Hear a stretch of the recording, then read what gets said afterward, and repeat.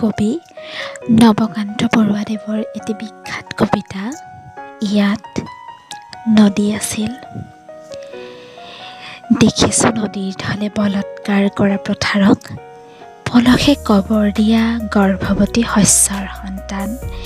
শুনিছোঁ সিন্ধুৰ বানে নিমিষতে নগৰক আত্মসাৎ কৰি, এৰি থৈ গুচি যোৱা শ্মশানৰ প্ৰশান্তিৰ গান।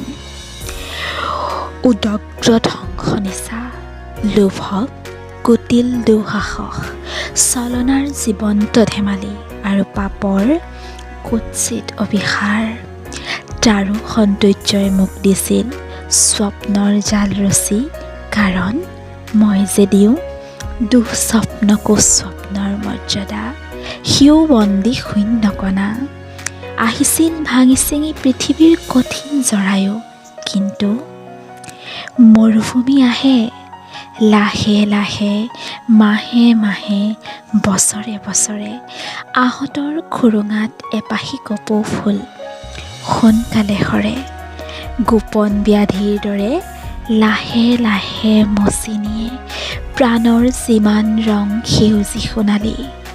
আঁকি দিয়ে তামৰঙী এখন আকাশ আৰু ফুটছাই বৰণৰ এখন পৃথিৱী। নদীক নিজৰা কৰি, জুৰিক শিলনি কৰি, বালিৰ দলেৰে গঢ়ে গছ লতা ফুলৰ সমাধি। ছয়া ময়া জীয়া এটি, বালিয়ে বালিয়ে উৰি, পানীৰ কাৰণে ঘূৰি, ক'ৰবাত বাট হেৰুৱাই।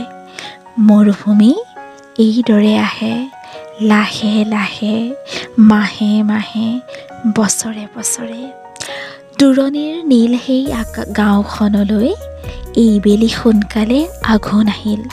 আহিনতে এইবাৰ বহাগৰ ঢল নাহে নেকি? উজানৰ বগা মাছে ৰূপোৱালী নকৰে নিজৰা। আৰাসৰ কলা মেঘ পাহাৰৰ সিপাৰে থাকিল। পাহাৰ ইমান ওখ, ওখনে মেঘতকৈও, ওখনে প্ৰেমতকৈও। বৰষুণ ধাননিত নগজিল জোৱাৰ বজাৰ, আমাৰ বনত দুনাশালে খেজুৰি।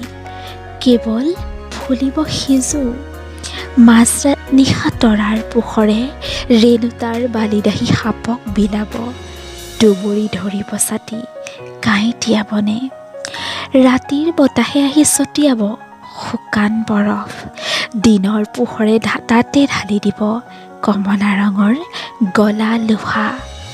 তাৰ পিছে উত্তৰ ডিঙিৰ ছাঁ, দীঘল ডিঙিৰ ছাঁ, শুই ৰ'ব সাৰ হৈ সাগৰৰ বাবে।